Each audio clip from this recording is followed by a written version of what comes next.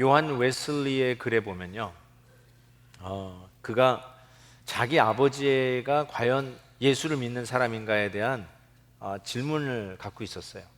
아마 여러분도 아마 그랬을지 않을까 싶은데, 교회는 같이 다니는데 혹시 여러분의 자녀나 남편이나 아내 혹은 부모님이 정말 구원을 받으셨을까? 이거에 대해서 좀 의심이나 퀘션 마크를 던져보신 적이 없습니까? 요한 웨슬리가 바로 저 책에 볼륨 12에 보면 그 부분을 좀 다루고 있어요.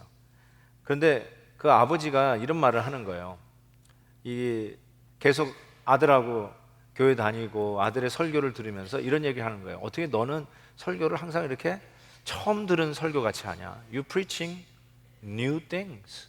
새롭게 들리는 거예요. 그때 이미 요한 웨슬리는 아버지가 이제 복음을 받고 있구나라는 생각을 했다는 거예요. 여러분, 은혜 받은 분들이 저에게 종종 그런 얘기합니다. 목사님, 나 그런 설교 처음 들어봤어요. 그 말이 무슨 말이냐면, 옛날에 진짜 처음 들었다기보다 들었을 거예요. 들으셨을 거예요. 그런데 드디어 마음에 와닿기 시작하는 거예요. 복음이 이해되어질 때는 처음 들은 것처럼 이해되어집니다. 복음의 깊이가 더해질 때도 꼭 처음 들은 것처럼 다가옵니다. 역시 그의 아버지가 마지막 10개월 정도의 투병 생활을 하고 하나님의 부르심을 받는데, 그 투병 중에 또 확인하고 싶은 거예요. 아버지가 정말로 예수 믿는 사람인가. 그때 이 아버지가 이런 얘기합니다. The inner witness. The inner witness. 이 내적 증거가 That is the strongest proof of Christianity. 내가 예수 믿는 기독교의 가장 강력한 증거다라고 이야기를 합니다. The inner witness, 내적 증거라고 번역할 수 있는 이 inner witness가 도대체 뭘까요? 우리 계속해서 말씀하죠. 예수를 믿으면, 신앙 고백을 하면 내 안에 성령께서 내재하기 시작합니다. 그래서 내재하는 성령으로 인해서 inner witness, 내적 증거들이 나타나기 시작합니다. 그것이 바로 더 이상 정죄함이 없다. No condemnation. 우리는 이제는 해방되었다. 죄의 종로로 타지 아니하고 은혜 안에서 사는 하나님의 자녀로서의 해방, liberation의 그런 축복이 있음을 네 내적 성령의 증거들이 나타내기 시작합니다. 이 메시지가 로마에 있는 성도들에게 전달되는 가운데, 당시 로마에 있는 성도들은 핍박 가운데 있었습니다. 예수 믿으면 어려움이 생기는 거예요. 그러기에 배교의 위험도 있었을 뿐 아니라 복음을 이제 막 이해하기 시작하는 성도들이 복음을 곡해하거나 왜곡할 위험이 있었다는 것입니다. 여러분, 우리가 예수 믿으면 그 구원은 확실합니다. 그 어느 누구도 흔들 수 없습니다. 여러분의 구원은 취소될 수가 없습니다. 예수께서 여러분을 위해서 피 흘려 주셨는데, 여러분이 나중에 어떤 실수를 하거나 잘못했기 때문에 예수님이 흘려주신 피를 내가 다시 주워 담겠다, 그러지 않으십니다. 그럴 수가 없습니다. 이거는 마귀도 잘합니다. 야, 저 사람의 구원은 취소시킬 수 없다. 그래서 마귀가 하는 작전이 뭐냐면, 여러분을 유혹을 해서 죄를 짓게 만듭니다. 죄를 지을 수 있는 함정을 팝니다. 그래서 죄에 빠지면 즉시로 오는 게 뭐냐면 기쁨을 잃어버립니다. 구원의 감격을 잃어버립니다. 구원의 감격을 잃어버리는 정도가 아니라 더 나아가서 드디어 여러분이 구원에 대한 의심을 하기 시작합니다. 구원의 확신이 흔들리기 시작하는 거예요. 야, 내가 예수 믿는 사람인 줄 알았는데 아닌가 봐. 내가 또 이렇게 죄를 짓는 거 보니까 내가 예수 믿는 게 아닌가 봐. 난 아무리 노력해도 결국은 지옥 갈 사람인가 봐 라고 의심을 하기 시작하는 거예요. 그게 마귀가 하는 마지막 공격들이에요. 근데 여기서 한 걸음 더 나아가면, 우리가 사망의 법에서 해방되었느니라 라고 얘기하는데, 우리가 다시 사망의 법 밑으로 들어가는 일들이 생겨요. 그게 무엇이냐면, 내가 잘못을 해서 이렇게 흔들렸으니 조금 노력을 하고 착한 일을 좀 해서 내가 잘못한 것을 만회하려고 하는 생각을 합니다. 어떻게 생각하세요? 여러분 그런 생각 안 하세요? 내가 잘못했는데 조금 잘해가지고 좀 잘못한 거 상쇄해가지고 다시 좀 구원을 회복해야 되겠다라고 하는 생각을 하게 됩니다. 이게 굉장히 나쁜 생각입니다. 이게 모든 고등 종교의 시스템이라고 해도 과언은 아닐 거예요. 여러분이 율법 행위 원리에서부터 자유됐어요. Liberation. 그런데 자기의 잘못을 회복하기 위해서 자기의 행위로 다시 구원을 회복한다는 행위 원리로 다시 들어가 버려요. 율법 밑으로 다시 들어가 버려요. 이것이 지금 사도 바울이 복음을 전하면서 다시 왜곡된 복음을 회복하는 지금 메시지를 이 로마서를 통해서 전달하고 있는 것입니다. 그렇게 하면서 뭐라고 얘기하냐면 이 요한 웨슬리가 이야기하는 그 내적 증거, the inner witness, 그 내적 증거는 그리스도인이라면 그 누구에게나 내재하고 계시는 성령 하나님께서 우리에게 드러내시는 증거를 이야기하는데, 그 증거하는 성령의 영은 어떤 영이냐면 무서워하는 종의 영이 아니라 양자의 영이다 라고 얘기했어요. 무서워하는 종의 영이 아니라 양자의 영이다. 그러면서 앞에 나오는 무서워하는 종의 영이 아니다라고 했어요. 무슨 뜻이냐면 죄를 짓고 나서 회복하기 위해서, 구원의 확신을 회복하기 위해서 선한 일을 해서 상쇄시키려고 하는 요 원리, 이 행위의 원리, 율법의 원리로 다시 돌아가는 게 무서워하는 종의 영이에요. 그래서 사도 바울이 얘기하는 게 우리는 무서워하는 종의 영을 받지 않고 양자의 영을 받았다라고 이야기합니다. 학교 다닐 때 교장 선생님이 모 반의 학생을 내 사무실로 불러 호출을 했습니다. 담임 선생님한테 얘기했어요. 담임 선생님이 반장한테 얘기했어요. 야, 너 오래. 그래서 반장이 야, 너 교장 선생님 너 찾는데 교장 선생님 사무실로 지금 오래 라고 했을 때 그 학생이 교장 선생님 앞에 나아갈 때 두렵고 떨렸을까요? 아니면 웬일이니? 하면서 신나게 갔을까요? 어땠을 것 같아요? 여러분 같으면 교장 선생님이 갑자기 여러분을 호출했어요. 두렵고 떨릴까요? 아니면 신날까요? 두렵고 떨리죠. 경험에서 나온 말이죠. 두렵고 떨립니다. 두렵고. 왜 나를 부르셨을까? 한 2년 된 것 같네요. 제가 우리 교회 주일학교 우리 전도사님들을 한번 제 방에 다 불렀어요. 그냥 무조건 불렀어요. 그랬더니요, 벌벌벌벌 떠면서 한 4-5명이 왔어요. 우리를 왜 부르셨을까? 그걸 앉혀놓는데 제가 뭐 했을까요? 커피 타주고 티 따라주면서 격려했어요. 근데 다들 놀라는 거야. 아니, 이것뿐이에요? 그래서 이것뿐이라고. 그러니까 다들 야단 맞는 줄 알았대요. 그러니까 심지어는 담임 목사님이 갑자기 느닷없이 불러도 뭘 잘못했나 하고 무서워 떨면서 온다는 거예요. 자, 여러분이 이 컨텍스트를 조금 이해하신다면, 자 보세요. 만약에 하나님이 여러분을 호출했어요. 잠깐 보자, 내 방으로 와 라고 했다면 여러분은 어떻게 느끼시겠어요? 하나님이 날 보재, 이거 웬일이야? 혹시 여러분도 내가 뭐 잘못한 거 없나? 내가 또 야단 맞아야 되는 거 있나 보다, 이런 생각을 하시지 않나요? 만약에 그렇다면 잘 보세요. 무서워하는 영을 받은 거예요. 근데 우리는 무서워하는 영이 아니라 어떤 영이라고요? 양자의 영을 받았다라고 하는 것이에요. 제가 어제 이렇게 돌아오면서 이제 우리 막내딸, 눈에 넣어도 아프지 않는 우리 막내딸이 저를 환영하면서 아빠 하고 오는, 뭐 지금 제가 시차를 하루 만에 제 생각엔 극복한 것 같은데, 어제는 막 해롱해롱 이렇게 하고 있는데 그래도 막내딸을 위해서 준비한 선물이 하나 있었어요. 웬만하면 딴 사람은 몰라도 막내딸 거는 제가 챙겨가지고 오는데, 우리 막내딸 이름이 참고로 나라예요. 이름이 나라야, 아빠한테 와 그랬더니 얘가 청청청청청 해가지고 그냥 나한테 오더라고요. 내가 불렀는데 무섭고 떨림으로 왔을까요? 아니면 기대감으로 왔을까요? 기대감을 가지고 왔죠. 예. 아빠가 또 날 뭐 야단 치려나 봐 하는 그런 생각 추고도 안 했을 거예요. 야, 아빠가 또 뭐 좋은 거 주실려나 보다. 당연하죠. 좋은 거 하나 준비해서 우리 딸에게 선물했죠. 어쩌면 보세요. 자, 하나님이 여러분을 부르신다면 보세요. 무서워하는 종의 영, 나 야단 맞으려고 하나? 내가 뭐 잘못한 거 있나? 혹시 그런 에디투스에 아니면 와, 아빠가 불러, 뭐 좋은 거 주실래나 봐 하는 양자의 영, Spirit of Sonship, Spirit of Adoption, 이 영이 내 안에 있는가, 그거 확인해 보라는 것입니다. 느닷없이 여러분의 삶 속에 사건이 터졌어요. 수습할 수가 없어요. 회사가 흔들흔들합니다. 진단을 받았는데 몸이 아프다고 합니다.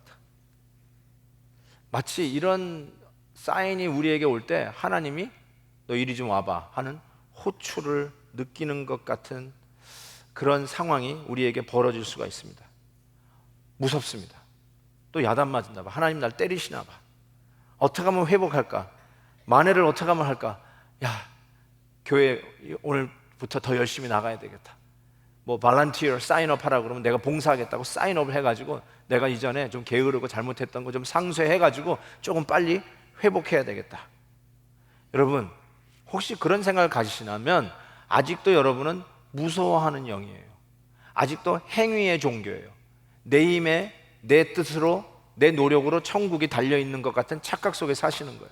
내가 좀 착하면 천국 가고 그렇지 못하면 지옥 가는, 천국과 지옥이 여러분이 하는 노력에 달려있다라고 완전히 은혜를 모르는 고등 종교의 삶을 살아가고 있다라고 해도 틀리지 않을 것 같아요. 그러나 여러분은 아시잖아요. 우리는 얼마나 연약한 존재입니까? 한번 결심한 거 그대로 이루지 못하고 늘 넘어지고 있는 우리들의 모습을 여러분이 아시지 않습니까? 여러분 스스로를 그렇게 과신하세요? 정말 천국이 여러분의 손으로 따낼 수 있고 여러분이 좀 착한 일을 하면 잘못한 거 상쇄하고 어여삐 봐주셔서 천국 간다고 생각하세요? 다시 행위의 종교, 무서워하는 종의 영으로 돌아가는 거예요. 율법 밑으로 다시 돌아가요. 정죄함이 없다, 사망의 법에서 해방, 리버레이션 선포했음에도 불구하고 복음을 잘못 이해하고 왜곡하는 영향력 속에, 때로는 힘든 상황 속에서 다시 행위의 종교로 돌아가 버리고 마는 이러한 일이 있다는 것이에요. 이제 샌디에고로 가셔서 이제 목회를 열심히 하실 우리 장영란 목사님이 막내 아들을 입양을 했잖아요. 샘을. 참 그 입양하는 거 보면 너무나도 참 귀합니다. 제 친구 목사님도 이렇게 자기 아이가 셋이나 있는데도 넷째 아이를 입양을 했어요. 있는데 그 입양하면서 여러 가지 스토리를 옆에서 좀 들었는데 가장 힘든 게 이런 거라는 거예요. 어느 정도 철난 아이를 입양했어요. 이게 샘 같이 이렇게 갓난아기가 아니라, 그러니까 자기가 남의 집에 온 거를 아는 아이죠. 그 아들인데 아들을 입양했는데 이 아들을 키우면서 제일 속상한 게 뭐냐면 이 아들이 자기를 아버지처럼 대하지 않는 거예요. 아니, 오히려 이게 더 맞아요. 자기가 입양되었음에도 불구하고 아들처럼 굴지 않는 거예요. 남의 집에 와 있는 그냥 손님처럼 있는 그 아들을 볼 때 제일 마음이 아프다는 거예요. 그러니까 그 아들은 양자의 영이 아니라 아직도 내가 입양했음에도 불구하고 무서워하는 종의 영을 가지고 아버지 집에서 사는 거죠. 그게 제일 속상하다는 거예요. 우리는 여러분 무서워하는 종의 영을 받지 아니하고 양자의 영을 받았다라고 이야기하는 거예요. 그래서 그 아버지가 부를 때 그 부르심에 야, 내가 뭐 잘못했나? 혹은 나 이제 잘못한 거 어제 생각났는데 이제 아버지가 알았나 봐. 그래서 나를 가족에서 축출. 넌 더 이상 여기서 살 수 없어. 넌 나가. 넌 내 아들이 내 딸이 아니야. 나가. 그러실까 봐 무서워서 착한 일을 좀 하다가 나가야 되겠다. 혹시 그런 생각을 간다면 아직도 무서워하는 종의 영이에요.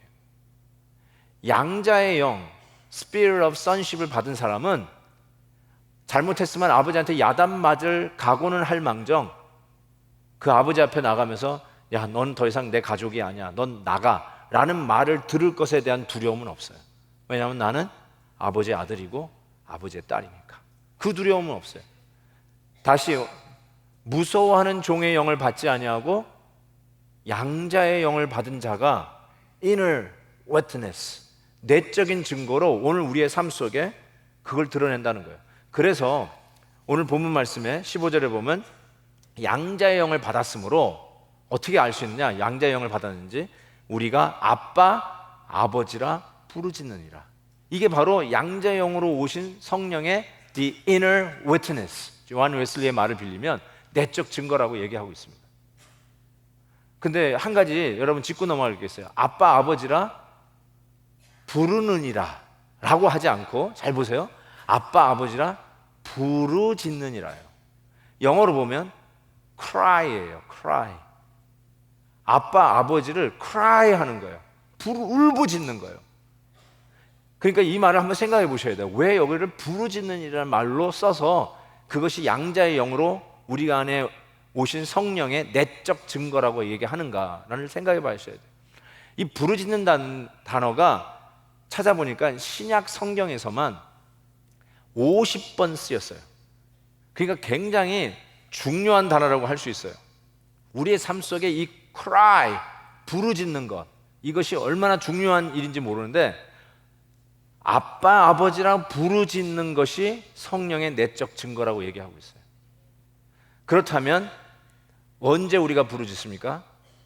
어려울 때, 곤란에 빠졌을 때, 어찌할 바를 모르고 황당할 때, 기가 막힌 일이 생겼을 때, 나에게는 아무 힘이 없다고 느껴지는 바로 그 순간이에요.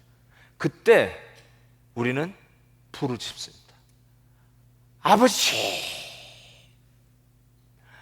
아버지. 우리 어린아이들이 아빠를 찾을 때 아빠, 아빠, 이게 부르짖는 거예요. 내가 무슨 착한 일을 많이 하고 무슨 어떤 과정을 이수해서 어떤 서티피켓을 받은 후에, 자격을 얻은 후에 그 거룩하시고 위대하신 전능하신 하나님 앞에 서가지고 이제 제가 보세요, 서티피켓 받았습니다, 이제 나에게 자격이 주어졌습니다, 아빠, 아버지, 이렇게 부르라는 게 아니라 성령의 내적인 증거는 무엇이냐면 어렵고 위험하고 황망하고 답답하고 어찌할 바 모르는 일을 당했을 때 우리 안에 성령께서 어떻게 하냐면 그 하나님을 아버지, 아버지, 아버지 하고 부르짖게 만든다.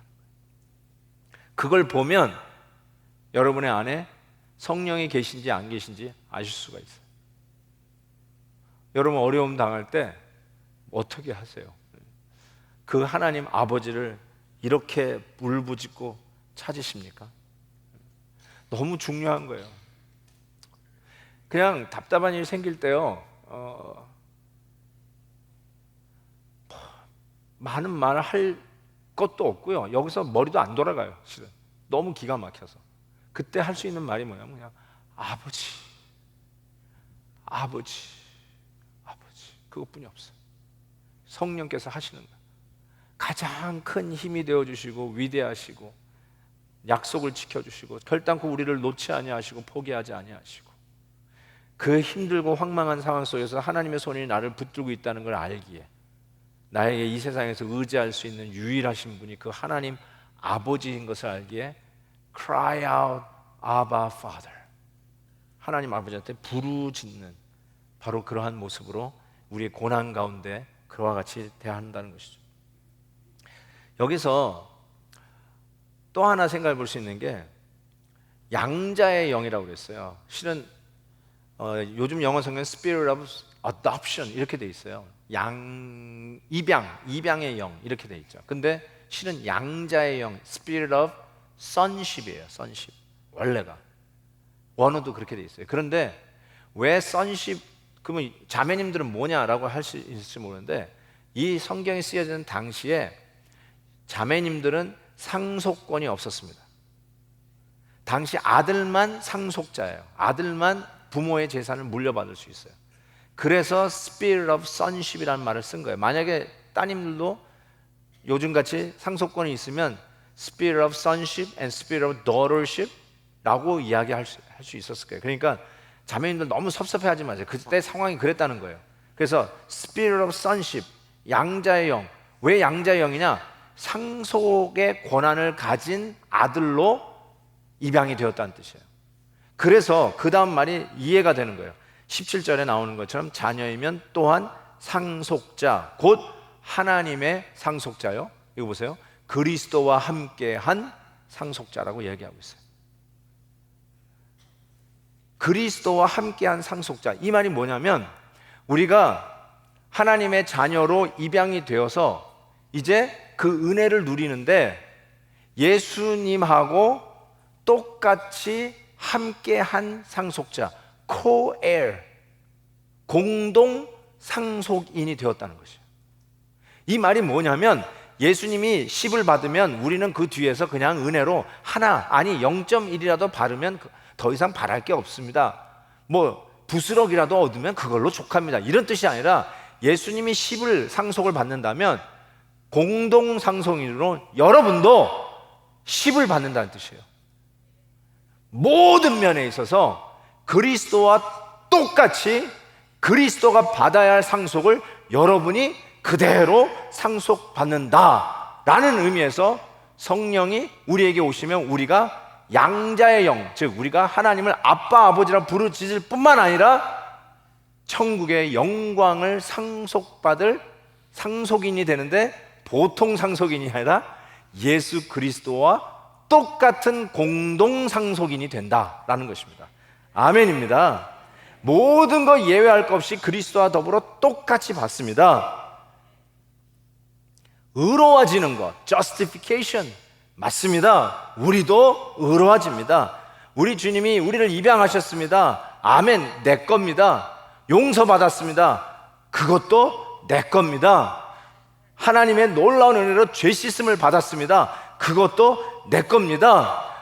깨어진 관계가 하나님과의 관계가 회복되었습니다. reconciliation 맞아요. 그것도 내 겁니다. 무너졌던 우리의 모든 것이 회복이 됩니다. 그것도 내 겁니다. 죄와 더불어 싸워 이기는 승리도 내 거입니다. 영생에 대한 약속도 내 거입니다. 구원의 확신도 내 거입니다. 성령께서 우리를 위해 기도해 주시고 그 기도의 응답을 누리는 것도 바로 내 거입니다. 하나님의 영광의 임재 앞에 나아가는 거 그거 역시 내 거입니다. co-heir 그리스도와 더불어 함께 모든 것을 하나의 마이너스, 하나의 깎임 없이 그대로 다 물려받는 자가 되었다. 그게 바로 저와 여러분이에요. 이것만 묵상해도요 하루 이틀 일주일이 부족할 것 같아요. 매일마다 이것을 생각해 보세요. 야, 내가 예수님과 더불어 공동 상속인이래. 이런 은혜를 우리가 받았다는 거예요.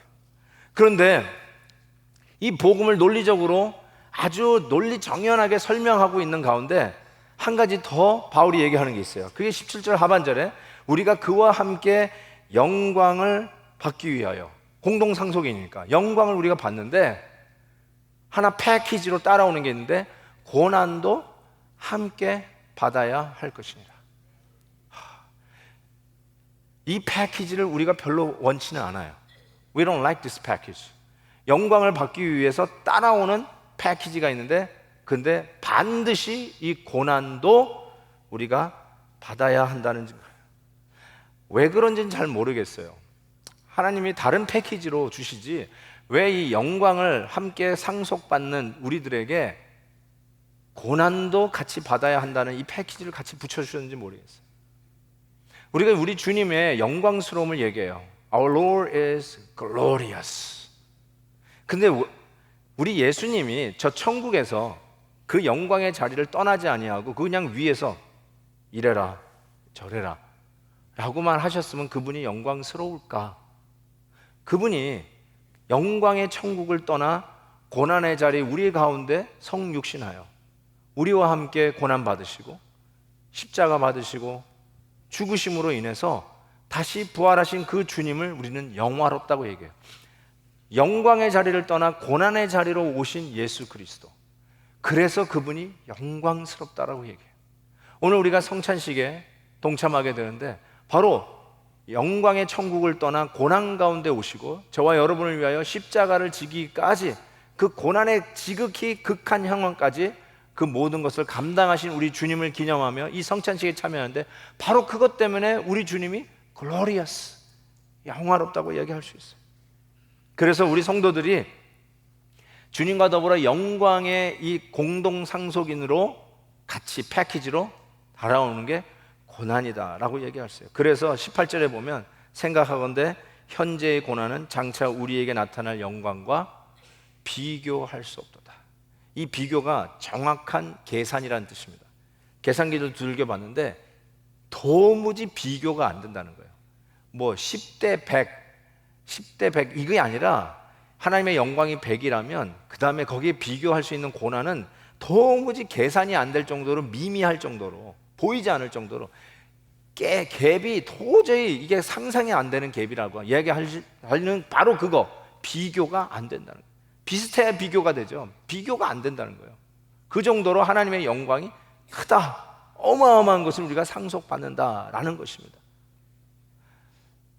영광과 고난, 우리가 이런 말도 자주 하잖아요. 고진감래다. 고난을 겪고 나면 반드시 쨍하고 해뜰 날이 올 것이다. 힘들지만 참아라. 좋은 날이 올 것이다. 영광된 날이 올 것이다. 복된 날이 올 것이다 라고 하면서 우리 어른들도 그런 이야기를 많이 하는데요. 근데 한 가지 제가 짚고 넘어가고 싶은 거는 지금 성경에서 얘기하는 고난과 영광은 그런 건 아니에요. 예를 들어서 야, 지금 고난 받고 있냐? 참아라. 영광 받을 날이 곧 온다. 그리고 영광 받은 후에는 뭐예요? 계속 영광이요? 아니요. 그렇지 않아요. 성도들의 삶 속에 영광과 고난은 아주 신비하게 섞여 있어요. It's very mysteriously intertwined. 그러면서 영광 속에 고난이 있고 고난 속에 영광이 있으면서 이게 계속 진행형으로 가요. 이제 고난을 끝나고 영광된 날이 나왔으니까 이제 더 이상 고난이 없겠다. 그런 거 없어요. 고진감래 해가지고 그 다음에 끝. 그런 거 없어요. 그럼 우리가 천국만 바라고 이 상황에서 이 고난만 버티면 천국 가서 영광스러운 날이 올 것이다? 맞아요. 그럼에도 불구하고 그러면 이 땅에서는요? 그냥 지지리 궁상으로 고난만 받으면서 살라고요? 아니에요. 이 땅에서도요, 고난과 영광이 믹스되어 있어요. 항상 연결되어 있어요. 그런데 이 영광과 고난이 연결되어 있는 상태에서 하나님이 우리를 그리스도와 더불어 영광의 공동 상속인으로 만드는 날 재료가 바로 고난 가운데 있다는 거예요. 우리를 영광 가운데 빚어가기 위해서 하나님이 쓰시는 재료가 있는데 다른 재료 안 쓰세요. 다른 재료 안 쓰고 반드시 쓰는 재료, 아니 그것만 쓰는 재료, 날 재료, raw material, 그게 무엇이냐? 고난이라는 재료를 통해서 우리를 하나님의 영광으로 빚어 가신다는 뜻이에요. 그래서 이 고난은 누구도 면제받을 수가 없어요. 하나님의 영광을 공동 상속인으로 받을 우리들에게 패키지를 주신 게 고난이라는 것이에요.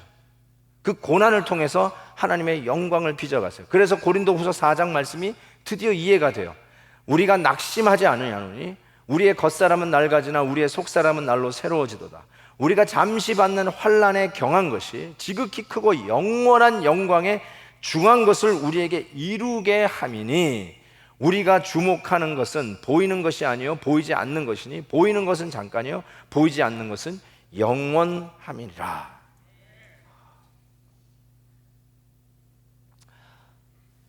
여러분, 어느 시인이 이야기했듯이 지금 내가 받는 고난이 아니었으면 내가 못 부를 찬송이 있어요. 내가 그때 그 고난이 아니었으면 결단코 들을 수 없는 하나님의 말씀이 있었어요. 그때 그 고난이 나에게 없었다면 어쩌면 여기 계신 많은 분들이 오늘 이 자리에서 하나님을 예배하고 있는 사람으로 존재하지 않았을 거예요. 그때 그 아픔이 안 왔다면 내가 하나님 앞에 무릎 꿇는 겸손한 자리에 나아가지 않았을 거예요. 그때 그 아픔과 고난이 없었다면 이 세상에서 내가 제일 잘난 사람이고 제일 똑똑한 사람인처럼 건방지게 굴었던 그 나의 모습, 그건 여전히 나의 삶 속에 있었을 거예요.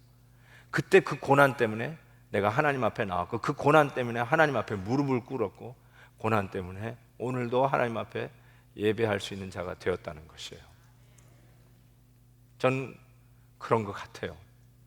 하나님이 우리가 그렇게 원치는 않지만 그리스도와 더불어 하늘의 영광을 공동 상속받는 자로 빚어가기 위해서 우리의 삶 속에 일어나는 수많은 고난들을 날 재료로 사용하셔서 우리를 영화스럽게 한다는 거예요. 성령의 열매 9가지 열매도 가만히 들여다보면 전부 다 추상명사야. 사랑, 희락, 화평, 오래 참음, 자비, 양선, 충성, 온유, 절제. 전부 다 추상명사예요. 무슨 뜻이냐면 그 고난을 통해서 우리 안에 영글어가는 열매, 그리스도를 담는 성품을 이야기해요. 고난이 아니었으면 절대로 맺혀질 수 없는, 절대로 내 안에서 익을 수 없는 그리스도를 닮은 인품, 인격, 그것이 바로 성령의 내적인 증거로 우리 안에 이루어 가시는 열매라고 저는 생각합니다. 여러분, 그래서 여러분에게 부탁드리고 싶어요. 여러분을 그리스도 닮게 빚어가는 날재료가 여러분의 삶 속에 있는 바로 고난이라고 하는 날재료예요. 지지난주에는 말씀드렸어요. 죄로부터 끊어내는 아픔, 더 이상 죄 짓지 않기 위해서 죄와 단결하는 그 아픔도 이 고난이에요. 그러나 오늘 제가 말씀드리고 싶은 것은 여러분 삶 속에 여러분이 기대하지 않았던 고난도 있어요. 해결이 안 된 일이 있어요. 억울한 일도 있을 거예요. 답답한 일이 있을 거예요. 심지어는 누명 쓴 것도 있을 거예요. 그런데 여러분 부탁을 드립니다. 그 고난을 진절머리 내지 마세요. 그 고난을 저주하지 마세요. 그 고난이 여러분을 하나님의 영광을 공동상속하기 위해서 하나님이 그 고난을 날재료로 쓰셔서 공동상속인답게 영화로운 존재로 빚어가시기 위해서 쓰시는 고난들이에요. 하다못해 감기 걸렸다 할지라도 감기 걸렸다고 신경질 내지 마세요. 어쩌면 최대의 걸작품에 점 하나 찍는 활용점정의 고난으로 하나님이 쓰실 수도 있어요. 천국에 가면 우리가 서로 알아볼까요? 못 알아볼까요? 천국에 가면 알아볼까요? 못 알아볼까요? 나는 알아본다고 생각해요. 우리 아들이었지? 우리 엄마 아버지였지? 우리 할아버지셨네? 근데 여러분 베드로는 알아볼 것 같아요? 사도 바울 보면 한눈에 알아보실 것 같아요? My answer is yes and no. 이런 경우 있잖아요. 한 10년 만에 만나셨어요? 20년 만에 만났어요. 그때 이렇게 얘기해요. 똑같네. 하나도 안 변했네. 이렇게 얘기도 하잖아요. 그렇죠? 근데 여러분, 우리 성도들도 10년, 20년 전에 헤어진 성도들이 있잖아요. 천국 먼저 가신 성도님들. 자, 그 성도님들이 20년 전, 30년 전에 여러분을 기억하고 있을 텐데 천국에서 만났어요. 자, 그분이 뭐라고 그럴 것 같아요? 똑같네. 그럴 것 같아요? 아니요. 아니요. 천국에 가면 이렇게 돼요. 몰라보게 변했네. 얘기 안 해줬으면 모를 뻔했어. 이런 말이 나와야 돼요. 왠지 아세요? 고난의 패키지로 그 날짜로 여러분을 영광스럽게 빚어가시는 하나님의 작품이 되어 나타났으니 알아보긴 알아보는데 몰라보게 변한 그리스도의 장성한 분량에 그리스도의 인품이 묻어나고 그리스도의 인격이 묻어나는 하나님의 영광을 상속받기에, 그것도 우리 주님 예수 그리스도와 공동 상속인으로 그 하늘의 영광을 상속받기에 합당한 자로 하나님이 여러분을 빚어 놓았기에 천국 가면 이런 말이 나와야 돼요. 이런 말 꼭 들으셔야 돼요. 몰라보게 변했구나. 똑같네 뭐 이러면 들으면 안 돼.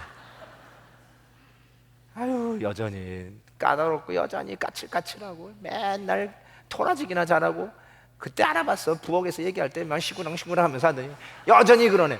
이런 말 들으면 안 되고, 이런 말 들으면 안 되고, 몰라보게 변해. 어때요?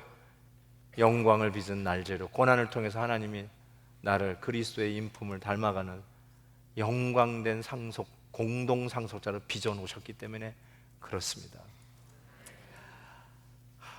제가 참 이 찬송 부르면서 많이 울었던 찬송인데요, 그래도 한번 같이 불렀으면 좋겠어요. 겸손히 주를 섬길 때 괴로운 일이 많으나 구주여 내게 힘주사 날 잘 감당을. 한번 같이 불러볼까요?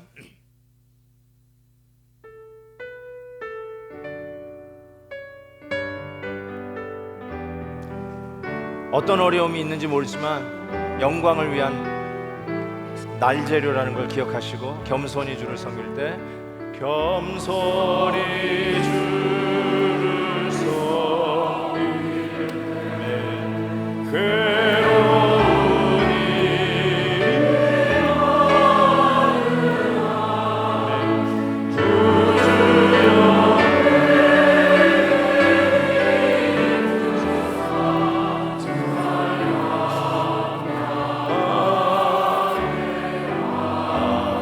사절 부릅니다. 장래의 영광 장래